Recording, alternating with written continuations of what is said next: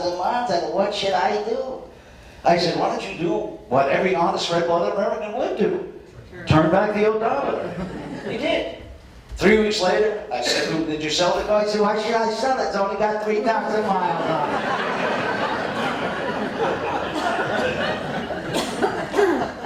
When it came to sex, my ex-wife preferred the missionary position. That's with her in bed, me in Africa.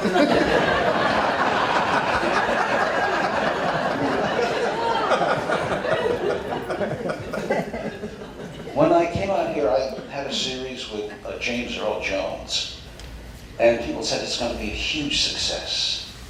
You got to go and get yourself a beautiful house. I bought a house in Encino, the Beverly Hills of the Valley. I bought a $90,000 house for $785.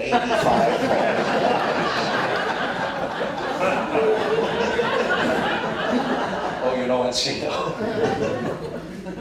Friends advise me, if you're going to live here, you've got to find yourself a good doctor.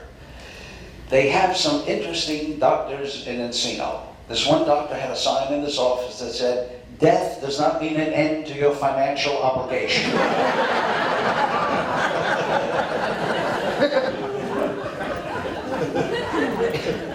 Make an appointment to see the doctor, 2 o'clock. You show up at 1:30, you don't want to keep that God almighty doctor waiting.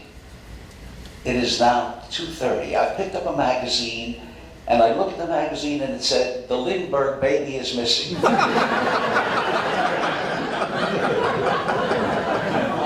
The nurse comes out and says, Mr. Garrett, will you follow me to the examining room? Put the magazine down, go into the examining room. I'm there for 45 minutes. I've got nothing to do because I left the magazine in the waiting room. What do you do to kill time? You go through the drawers. And you take a few Band-Aids, cotton balls, souvenirs. That's all they are, souvenirs. It's like when you take sweet and low from the restaurant. Souvenirs. I made a huge mistake. The souvenirs I took were tubes of Vaseline and KY jelly. Now the doctor comes in and says, Mr. Garrett, since you're over 40, I have to check your prostate. He puts on that one fakakta plastic glove, goes to the drawer and says,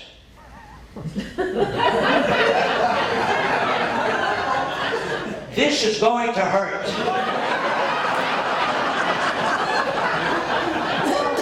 I said, why is that, Doc? He said, I can't find the tubes of Vaseline and KY jelly. I said, oh, God. Doctor, I just happened to bring some from home.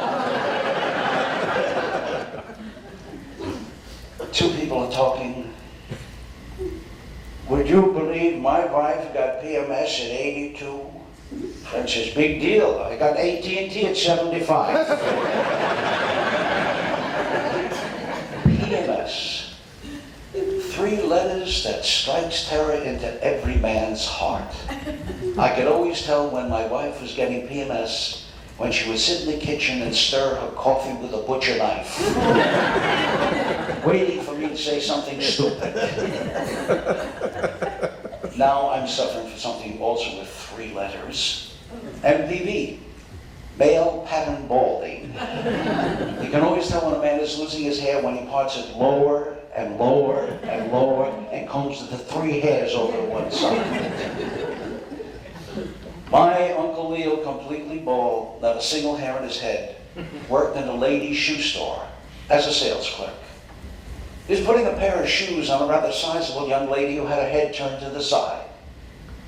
When she looked down, she saw Uncle Leo's bald head. She thought her knee was sticking out. She picked up a dress to cover what she thought was her knee. Leo thought the lights went out. He started groping for the light switch. His case comes up next Thursday. Personal, honest. I saw this commercial for Viagra. Have you seen this thing? Was it, if it lasts more than 4 hours, call a doctor. If it lasts more than 4 hours, I'm calling every woman I ever met in my life.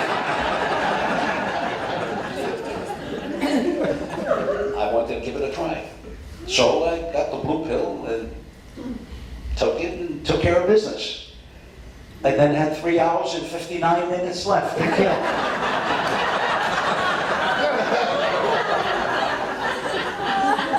I had relatives in the Revolutionary War. Now I really understand what Minuteman meant. Anyway, elderly couple goes to a doctor. The doctor, we're looking to have a baby. Is that an opinion? I said, well, how old are you? I'm 81, the wife is 79. Well, do you think you could, he says, well, do you think you're capable of having? He said, well, I really don't. Take this jar, and tomorrow bring me a sample of your sperm and we'll test it.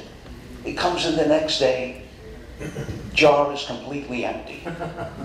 Doctor looks at it and says, I don't understand. He says, doctor, I tried with your right hand, I tried with the left hand.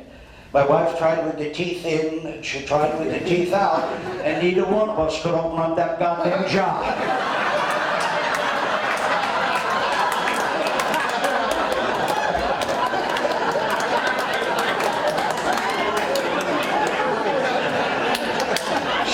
When I started to tell the joke, she moved.